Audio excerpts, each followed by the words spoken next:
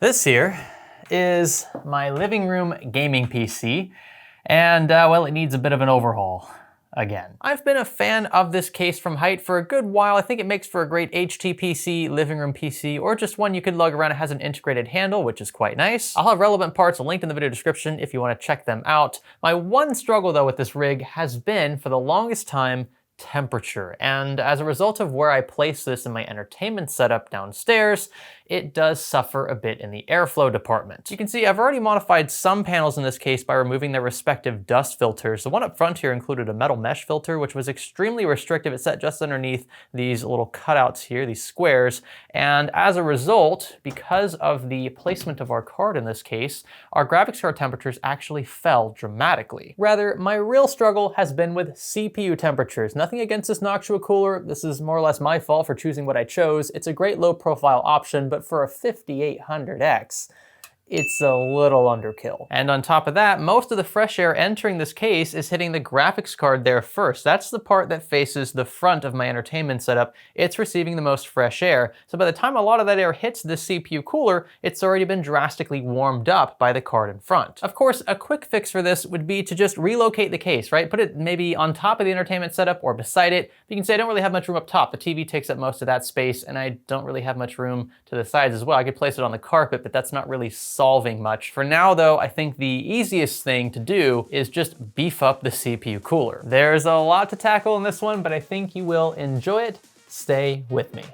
To get rid of that annoying Windows activation watermark, head on over to VIP SCD key. Purchase a Windows 10 Pro OEM key for a fraction of the price of retail. Just use a secure payment method like PayPal, enter your product key into your PC settings window, and say bye-bye to the watermark. And be sure to use our offer code SKGS for a sweet discount. First things first, this system needs a bit of a cleaning. It's not deep cleaning worthy, but you can see we've got some surface level dust gathered up in several places. It has been a few months admittedly since I have touched it. So let's take care of that outside.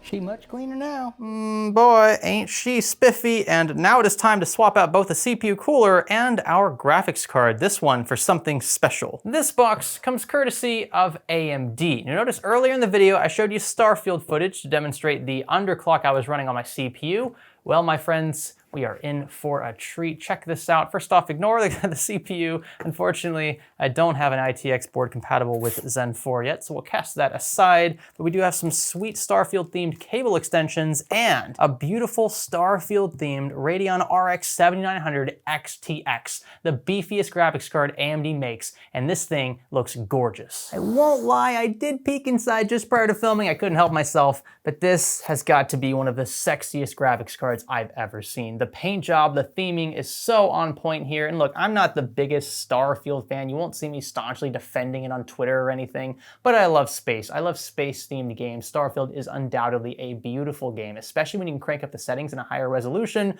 which this card will allow us to do. I also dig how this is only a dual 8-pin graphics card. Despite how powerful it is, it doesn't rely on a proprietary connector, and it doesn't rely on like a triple 8-pin or something super strange. You don't have to modify cabling or anything. We can just plug and play as is. I'm obviously very excited. First, we need to remove our RX 6800 XT. This card, by the way, has served me quite well. Haven't had any issues at all, and I game on, again, a 4K TV downstairs. It's kept up. It's done nicely, but you can see our frame rate in Starfield in the medium preset, with the exception of motion blur and a few other things. It's not really all that great, and yeah, Starfield's a very intensive game, so you really will benefit from a graphics card upgrade for something like this. I've laid the case down for this part, should make things a bit easier install wise. Gonna drop the card in from above and make sure things line up PCIe slot wise. Looking pretty good. There we go. Wow, that looks so awesome.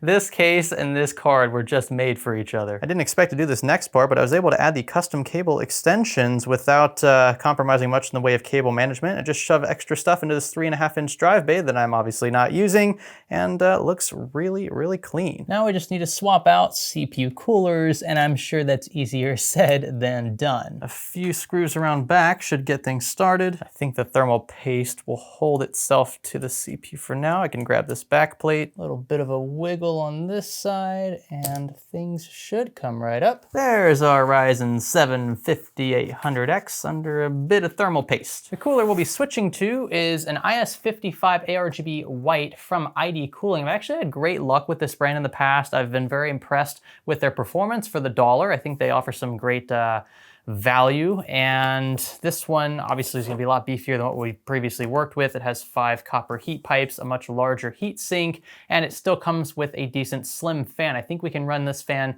in tandem with the 2 larger white NZXT ones to get extra airflow to those fins. Installation seems straightforward enough, no complaints so far. Don't want to forget to remove this. Got the fan off now, just tightening it down. All right, and I think we're ready for a final fitment. Let's see what the bracket down. Oh yeah, still plenty of space. We're looking at a little over 2 inches of additional clearance. We could have gone with a bigger cooler. In hindsight, I definitely should have, but I still think we'll see a pretty substantial difference here. This is having 5 copper heat pipes, a much larger fin array, and we do get that space there between these fans, both of which are gonna be pulling in air. You don't wanna create too much turbulence by placing fans right against each other, so I'm okay with this. And one final glory shot before we throw on the side panels. That's gonna pretty much hide all of this, but it is pretty clean. You can see we've got the extra space above the CPU cooler, extra cables in the 3.5-inch drive bay. We're not going to see the custom cables, but they look really clean. And our Starfield 7900 XTX from the front.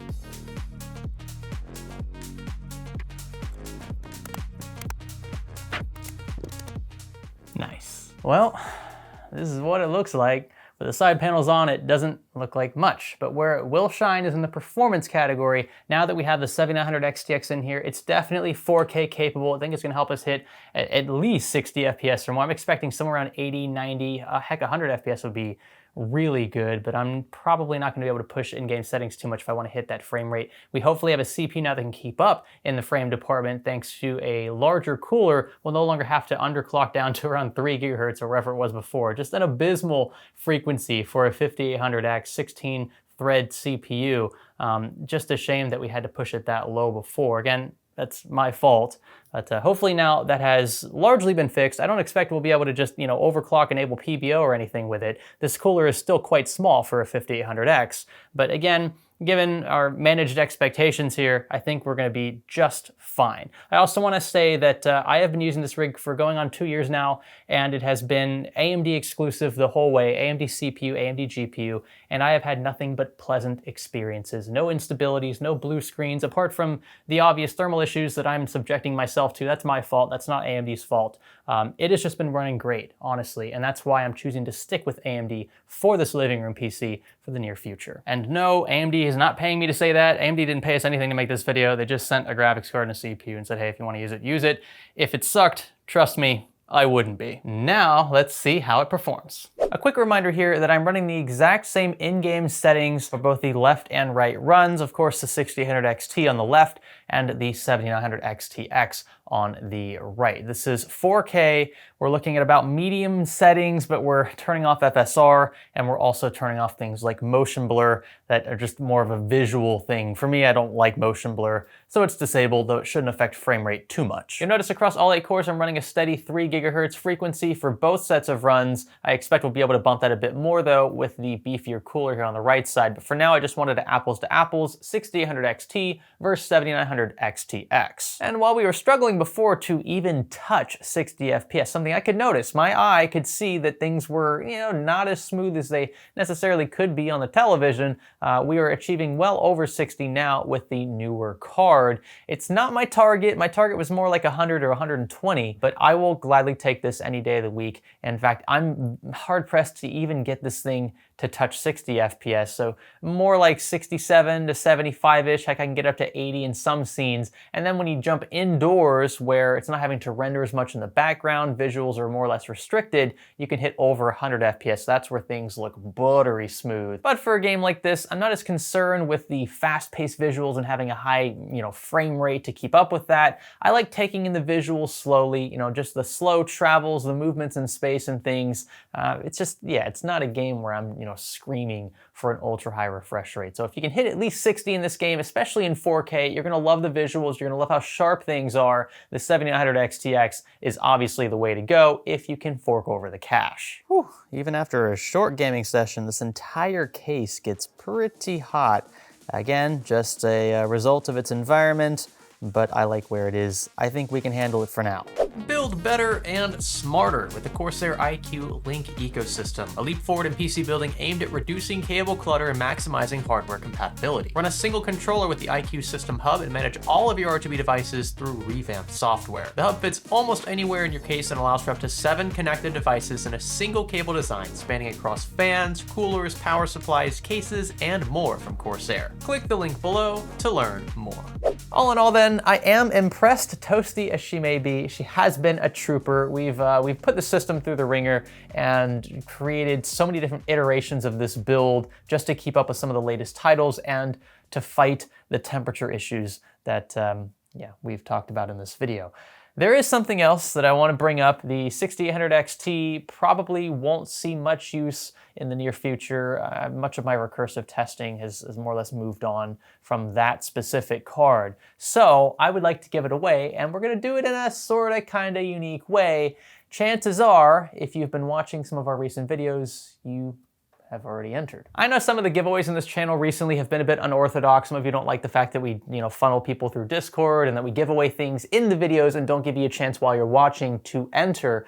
But I do that on purpose. I want folks who are already engaged to be the ones to win things. I don't want people just clicking on a video because they see giveaway in the thumbnail or title and then, dip in and dip out and never come back. I want somebody who contributes to the channel, who at least watches videos, maybe leaves a comment to have a fighting chance here. Speaking of leaving a comment, let's see who left a comment in our last video. I want somebody who commented in the last video to win the graphics card.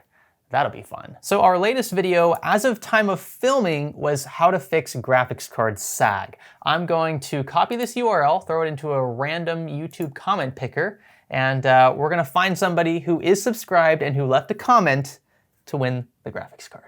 So it looks like there are 263 unique comments. We're gonna click start here, and let's see who's picked. Virtual. All right, let's see if Virtual subscribed. Well, it doesn't say that he is here. There would be a little subscription icon, but he might have it privated. In the future, if you guys want to win giveaways this way, make sure to publicize who you're subscribed to if you're comfortable with that. I'm not going to fault Virtual here just in case, because obviously this person didn't know that this was going to be part of the criteria. So I'm going to reach out to Virtual. I've got his email from his YouTube channel, and we'll go from there. This thing has been oh so good to me for so long. Still a great card. Hopefully Virtual can also put it to good use. I've got a feeling I'll be playing games much more often down here in the living room now that we have a system that can actually keep up with our 4K 120Hz TV. Probably to the dismay of the wife, but maybe I can get her to game with me. The idea of 4K gaming is something that I haven't really cared much about in the PC space when it comes to like office gaming, right? When I'm set up on a desk, mouse and keyboard, I just don't really care. I'm sure at some point, maybe I'll upgrade, but I currently use 1440p 165Hz panels. I have for several years in the office for both editing and desktop gameplay. And I've not really seen the need to upgrade. I mean, yes, I can see pixels. Yes, I know once I go up to 4K, I'm not gonna wanna go backwards. It's gonna look like eye cancer, right? It's what all the 4K gamers say. But down here, obviously with TVs being so cheap, relatively speaking, 4K TVs you can find, dirt cheap nowadays on sites like Best Buy. You can find them in Walmart for a few $100. Heck, on Black Friday, they practically give them away. This one's obviously a bit more premium of a 4K TV, but I do want to game in 4K since I'm using a 4K display. And the 7900 XTX, like I said, it's obviously the best AMD has to offer currently. I think it's going to suit this system just fine. It's nothing too bulky. It doesn't require a proprietary connector like the 4080 or 4090, so I'm happy with that. And all around, Starfield performance is decent. It's not as high as I was hoping it would be, but we'd really have to overhaul this entire system to push 100 plus FPS in 4K at this point. I mean, even with FSR2, it's just, you can see it's not really getting there. I'd have to really compromise the way the game looks, and in 4K you really don't want to do that if you can help it, because well, you've got a higher resolution, you can see more detail, and you don't want that detail to be low or even medium if you can help it, because you're going to see that you're missing things, right? The grass doesn't look as crisp, or the mountains don't look as crisp as they should. Kind of a catch-22 there with 4K gaming, but yeah. Very happy overall. I will be sure to follow up with a pinned comment if I do have any thermal issues, although from my limited testing so far, it seems that everything is in check. Yes, temps are a bit high. I expected that. I actually expected them to be a bit higher than this, but we were able to move up that clock speed a bit for our CPU. It's not where I'd like it to be permanently, but it is better overall. That is contributing to a higher frame rate. And yeah, I mean, no complaints with sound, anything like that. The system runs about as good as I could expect it to run given where it's located. These parts are going to be in the description if you want to check them out. Again, let me know what you think, and be sure to subscribe if you haven't already. There's more good stuff to come. Also, congrats to the winner of the graphics card. I know that's going to be a huge help if that person doesn't already have something solid. 6800 XT is a heck of a card, and there's going to be more of these given away very soon. My name's Greg. Thanks for learning with me. This is pretty comfortable. I need to film more videos like this.